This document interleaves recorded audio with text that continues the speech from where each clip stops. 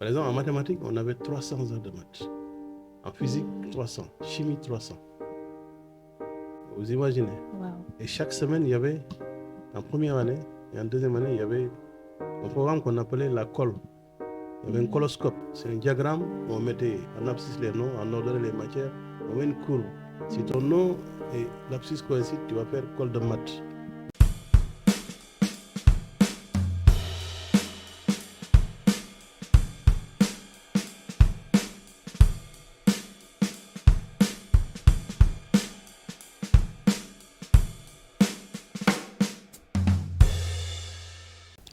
Bonjour chers internautes, bienvenue dans ce nouveau numéro Parcours de l'agronome, qui, comme vous le savez, est l'émission qui va à la rencontre du chemin parcouru par d'anciens étudiants de l'ENSA qui aujourd'hui sont des acteurs clés du développement agricole de notre pays.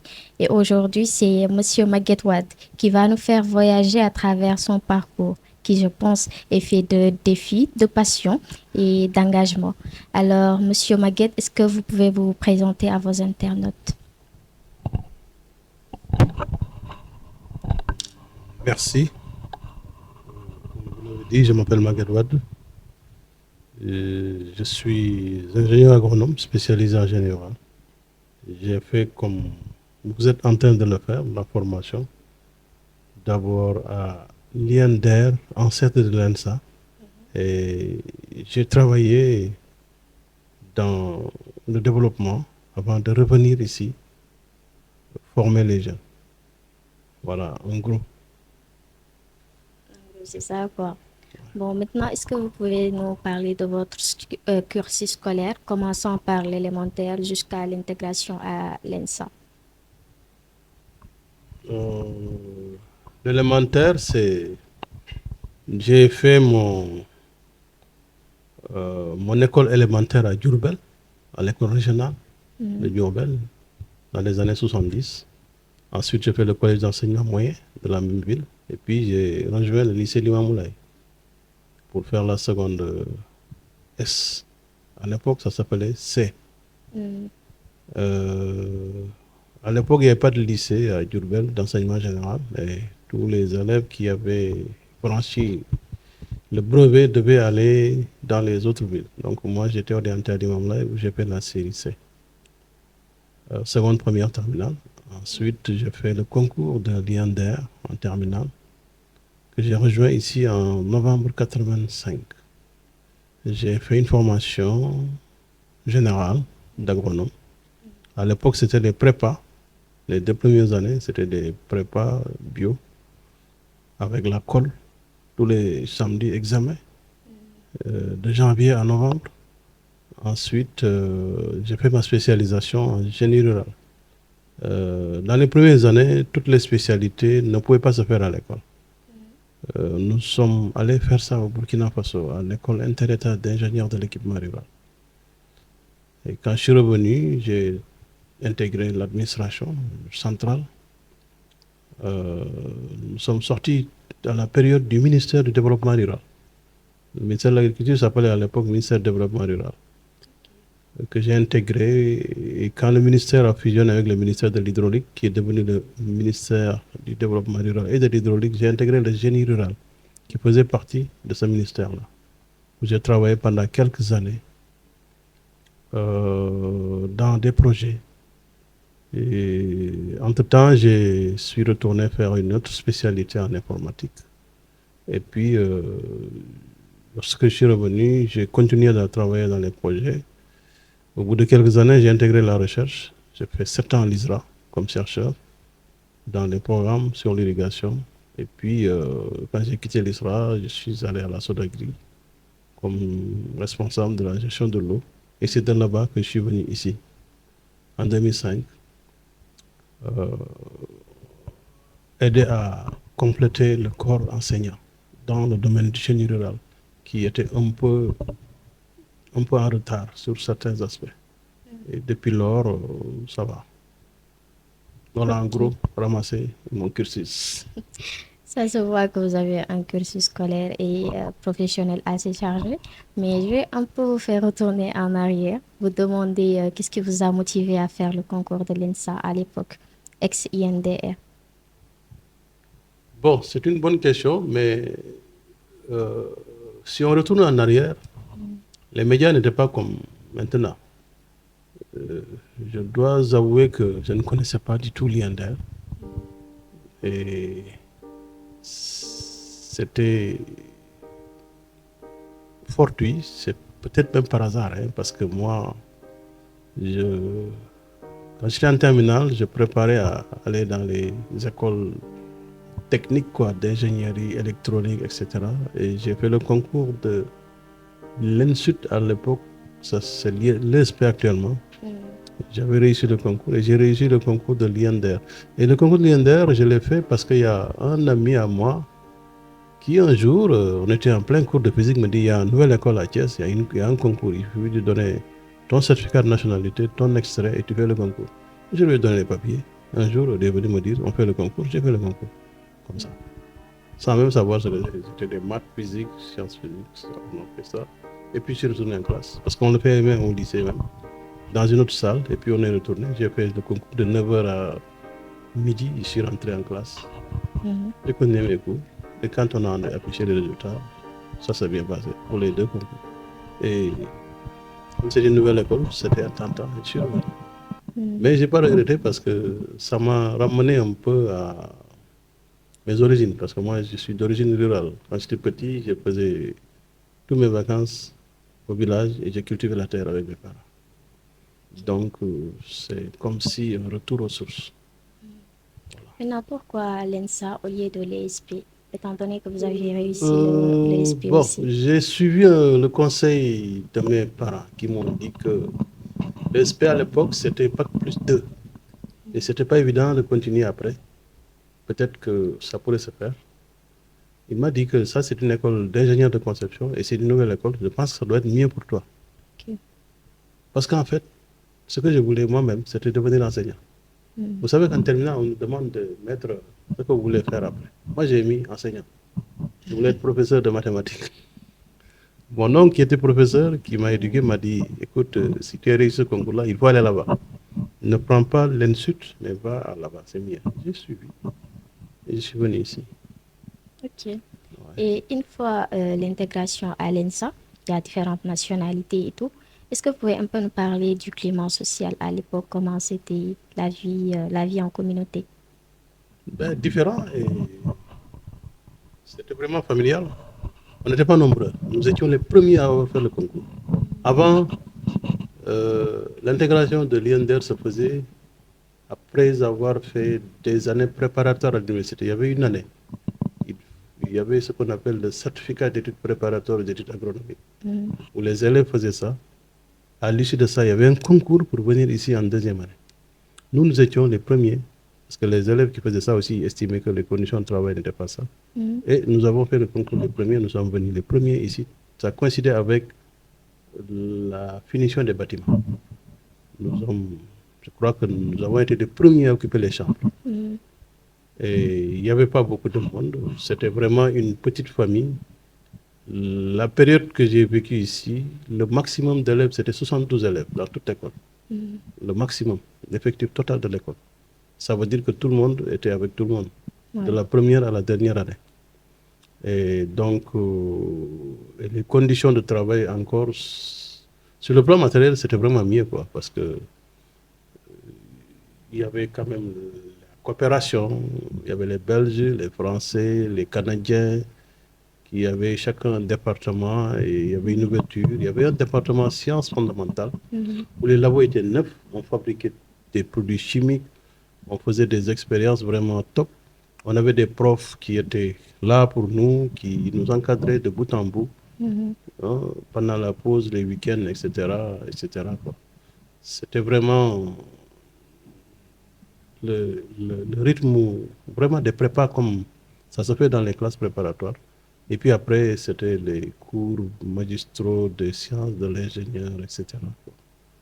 Mais sur le plan social, on avait une amicale comme celle-là, qui fonctionnait bien. Mieux même, parce que nous, quand on faisait les IAC, on ne demandait pas d'argent. Hein. On se débrouillait pour avoir nous-mêmes nos sous. On cultivait des parcelles, on vendait, on avait de l'argent dans la caisse.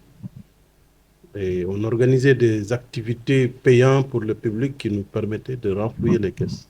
Et ça fonctionnait bien. On avait une boutique, on avait ce qu'il faut, et puis ça va quoi. C'était la bonne époque. J'ai un peu la nostalgie de ça. Ok, sur le plan pédagogique, comment c'était? Est-ce que vous aviez une méthode particulière d'apprentissage? Est-ce qu'il y avait aussi des modules qui vous ont fatigué? Si vous avez une anecdote à raconter aussi, pourquoi pas? Bon, en fait, l'anecdote, c'est un peu ce que je disais. Il y avait une différence. Parce que le volume horaire n'était pas le même que maintenant. Par exemple, en mathématiques, on avait 300 heures de maths. En physique, 300. Chimie, 300. Vous imaginez. Wow. Et chaque semaine, il y avait, en première année et en deuxième année, il y avait un programme qu'on appelait la colle. Il y avait un coloscope. C'est un diagramme où on mettait en abscisse les noms, en ordonnait les matières. On met une courbe. Si ton nom et l'abscisse coïncident, tu vas faire colle de maths. Mercredi matin de 8h à 9h, intro oral devant le prof de maths. D'autres vont faire physique, d'autres vont faire chimie, d'autres vont faire géologie, botanique, etc. Et le samedi, c'est l'examen. Et on ne peut pas échapper le samedi. Il y a tous les samedis un examen. Et sur le plan pédagogique, ça nous entraînait à travailler dans la pression. Et je vous dis que ce n'était pas évident pour certains, quoi, mais c'était carrément exaltant parce que tu apprenais à apprendre. Et chacun avait sa méthode. Il y en a qui bossaient la nuit, il y en a qui bossaient le jour. Moi, je bossais surtout le jour. Je dormais à 9h, je me réveillais à 6h. Je fais mes exercices, ensuite le sport le soir, parce qu'il fallait faire le sport, sinon ça ne va pas. Ainsi de suite, quoi. D'autres dormaient, ils faisaient la sieste. La nuit, ils faisaient le thé, et ils faisaient... En plus, sur le plan environnemental, les départements fonctionnaient. Le département PA, il y avait tout là-dedans. Il y avait des vaches laitières, il y avait du lait, il y avait des poulets, il y avait des œufs. Et pour l'anecdote, on avait, je ne vais pas raconter parce que certains de mes camarades vont m'en voir, des tours de préparation d'omelette qu'on faisait parce qu'il y avait beaucoup de lait, beaucoup d'œufs, si vous voulez. Les agrumes aussi, ça fonctionnait, etc., quoi. Et nous-mêmes, on apprenait en allant au kata pour faire notre parcelle. On s'était organisé en groupe. Toute l'école, il y avait 7 équipes. Chaque jour, une équipe qui va aller travailler dans le champ pour les étudiants. Et on peut développer. On avait un contrat avec la cuisine qui achetait nos filles. Et quand il y a un excès, c'est les bananes de Thiès qui venaient acheter. Ouais, ça tournait comme ça. Bon, après, bon, quand je suis parti, je suis resté 15 ans sans revenir ici parce que j'ai travaillé dans le développement. Quand je suis revenu, j'ai vu que les choses ont changé. Les volumes horaires ont changé, les choses ont changé. Ouais. Il y a beaucoup de choses qui ont changé entre-temps. Ouais. Maintenant, au moment de choisir votre spécialisation, vous avez tantôt dit que vous êtes spécialisé en génie rural. Quels ont été les éléments moteurs qui ont motivé ce choix-là? Pourquoi génie rural et non les autres spécialisations? Ben, parce que je me sentais mieux à l'aise en hydraulique et en calcul que apprendre par cœur des leçons à n'en plus finir, comme le font les gens qui sont en PA ou en PV là. J'ai jamais su apprendre par cœur restituer. Je préférais les calculs. Et donc, tout naturellement, j'avais déjà fait ma spécialité, mon choix depuis la première année, moi. Je n'ai pas hésité. D'accord. Et maintenant, à la sortie de l'ENSA, Ouais. c'est vrai que vous nous avez un peu déjà parlé de votre parcours professionnel, mais est-ce que vous pouvez revenir plus en détail sur ça, votre parcours professionnel, de la sortie de l'ENSA jusqu'à Quand je suis maintenant? sorti, j'ai rejoint la fonction publique. Mon premier poste, c'était à la direction de l'agriculture, où on faisait de l'administration générale. Quand il y a une opportunité d'affectation, j'ai demandé à ce qu'on m'affecte au génie rural, la direction du génie rural. Ça s'appelait DGRH, direction du génie rural et de l'hydraulique. En complément d'effectif, tout simplement. Certains ont eu des propositions pour devenir chef de service, pour aller faire autre chose. Moi, je disais que je préférais aller apprendre mon métier avec les gens qui sont expérimentés dans les directions. Et au génie rural, j'ai appris, j'ai vraiment rencontré de très hauts fonctionnaires qui étaient très compétents, qui m'ont un peu encadré au départ, qui m'envoyaient en mission à l'intérieur du pays pour faire certaines choses. Et l'anecdote que je me rappelle le plus, c'est une fois, on m'avait demandé d'aller identifier dans la région de Tambacounda, département de Bakel, des sites pour faire des barrages. Parce qu'il y avait un projet, il fallait. Je suis parti avec une équipe. J'ai, je venais de démarrer avec la fougue du jeune. Je suis allé avec une équipe, avec un hydrologue, avec un topographe, avec tout ce qu'il faut. J'ai fait les études complètes. Et je suis venu avec les plans, le design des barrages, des ouvrages. Je viens de mon chef de division. Je dis voilà. Il me dit non, non, non, non, non, ce n'est pas comme ça qu'on fait ici. Nous, c'est l'administration. On va aller identifier, on fait des termes de référence, on confie ça à un cabinet privé pour faire ce que tu as fait. J'ai dit, mais moi, ce que j'ai appris. Et ça m'a un peu déboussolé parce que j'ai compris que dans l'administration, on fait faire, mais on ne fait pas certaines choses. C'est une des raisons pour lesquelles j'avais demandé à ce qu'on m'affecte dans des projets où, quand même, j'ai exposé sur un travail d'ingénierie. Voilà. Ensuite, je suis affecté en Casamance, où j'ai vécu pendant un certain temps, Ziguinchor, Kolda, Sédhiou, où on faisait des barrages, anti-sel, des barrages de vallée. Et puis, bon, au bout de quelques années, quand le projet touchait à sa fin, j'ai intégré une équipe de recherche à l'ISRA, parce que je faisais même de la recherche en faisant des barrages, j'écrivais des articles. Et lors d'un colloque, les chercheurs m'ont dit, si tu es intéressé, il y a de la recherche. Et je suis allé à l'ISRA comme chercheur en hydraulique agricole. Je travaille sur la riziculture dans le cadre d'un projet plus grand, sous-régional qui touchait le Sénégal, le Mali, la Mauritanie, le Niger, etc.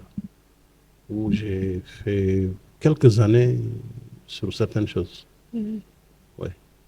Et c'est après ça que je suis venu ici parce que on sentait que le GR ne fonctionnait plus. Il y avait vraiment beaucoup de difficultés et pas d'enseignants.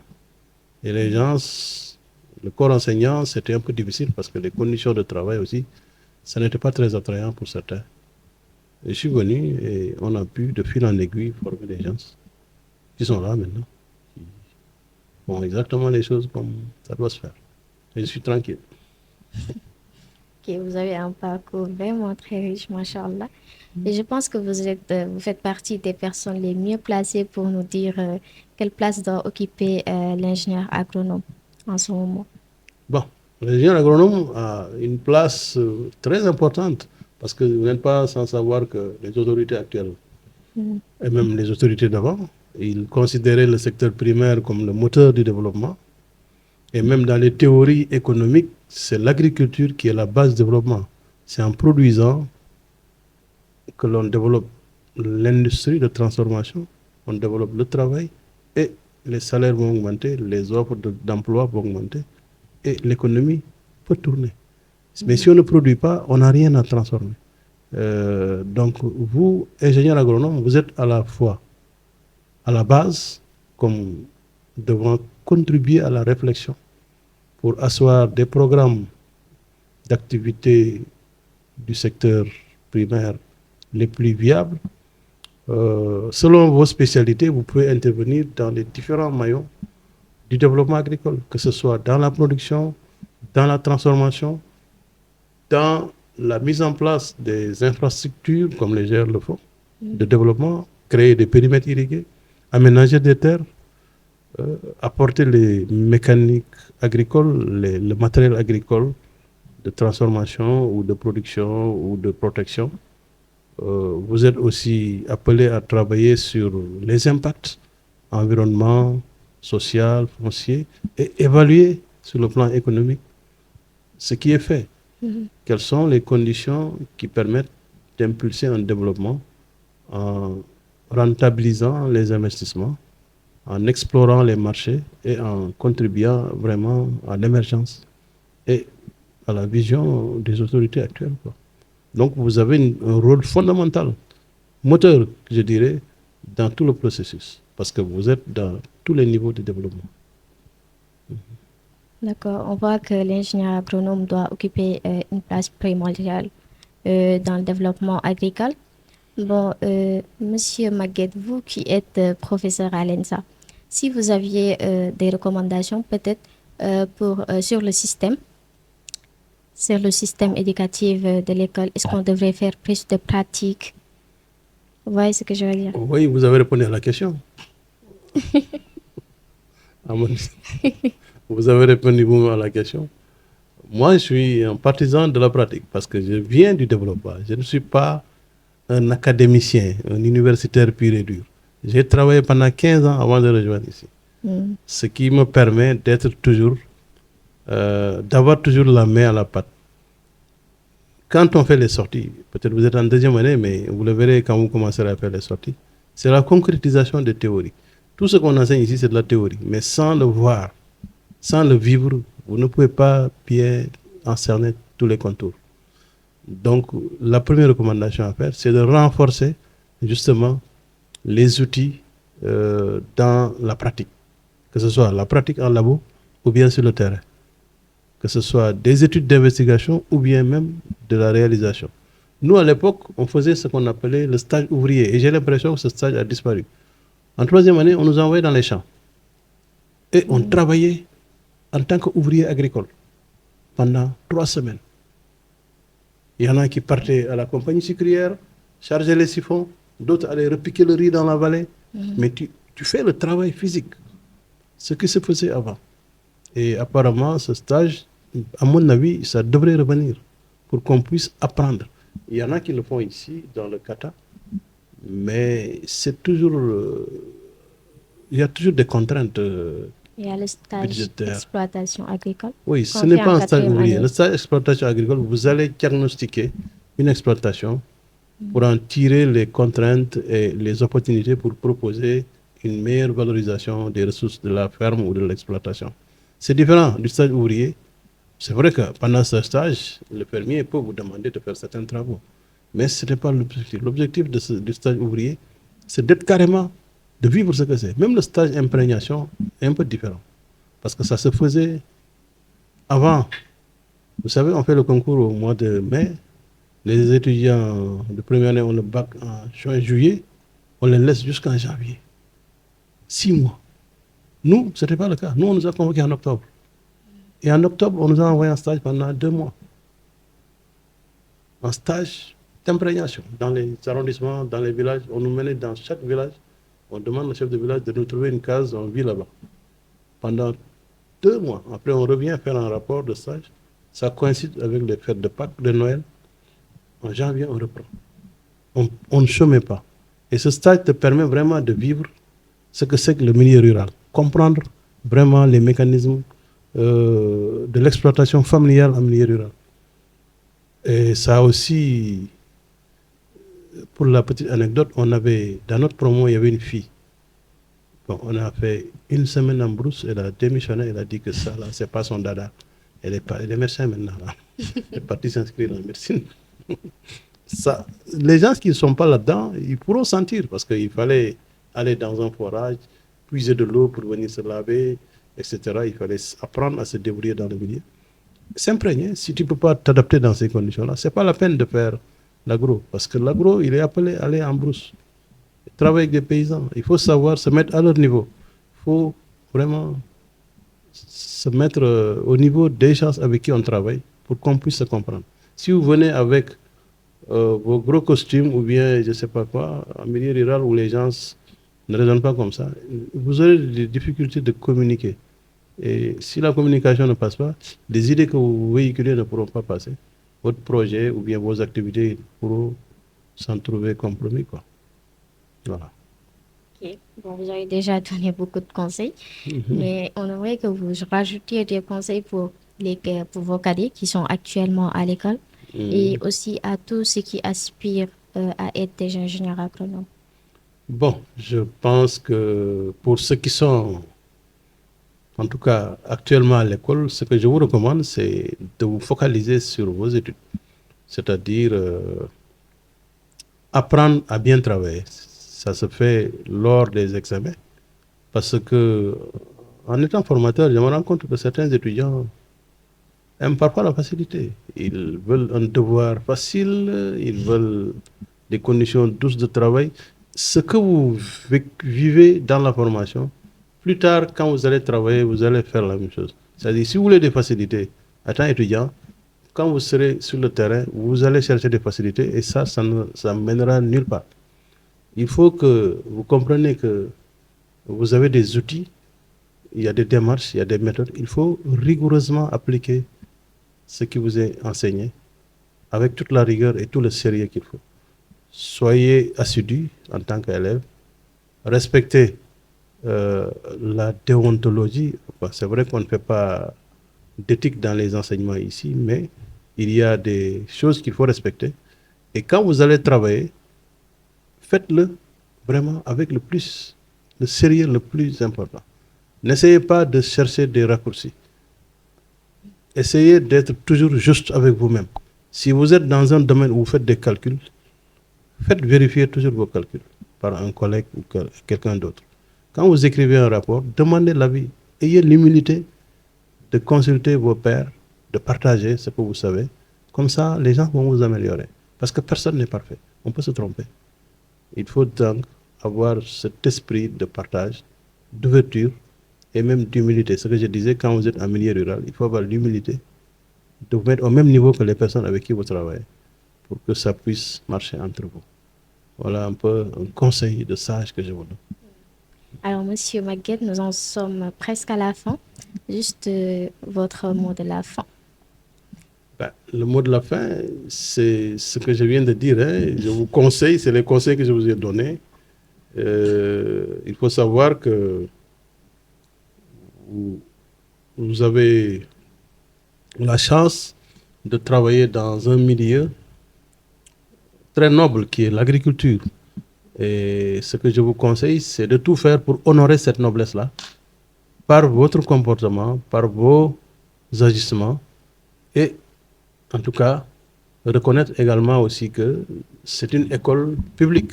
C'est-à-dire, nous avons eu la chance d'avoir été formés par le pays. On n'a pas payé. On n'a rien, nos parents n'ont pas contribué. C'est l'État qui nous a formés, qui nous a mis dans des conditions, nous donnait une bourse, nous donnait une chambre. Et moi, d'ailleurs, c'est une des raisons pour lesquelles je suis revenu quand je voyais parfois certains départements qui choisissaient, pour pouvoir appuyer, apporter un tout petit peu de mon savoir-faire que j'ai acquis en travaillant sur la formation des cadres. Au moins, c'est une forme de contribution.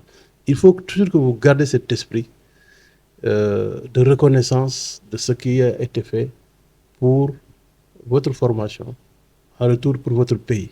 Ne vous demandez pas ce que le pays peut faire pour vous, mais demandez-vous toujours qu'est-ce que vous pouvez faire vous-même pour que votre pays aille mieux. Vous pouvez le faire dans plusieurs directions, dans votre travail, en allant former les gens, en contribuant à faire des choses positives, mais de façon vraiment sans trop d'intérêt, quoi. Ok? Voilà le conseil que je vous donne. Vraiment, merci beaucoup. C'est la fin de l'interview. Merci beaucoup vraiment pour ces échanges qui vraiment sont enrichissants et nous allons garder en mémoire vos conseils. Et merci beaucoup. Vous, on se retrouve bientôt pour un nouveau numéro. Au revoir.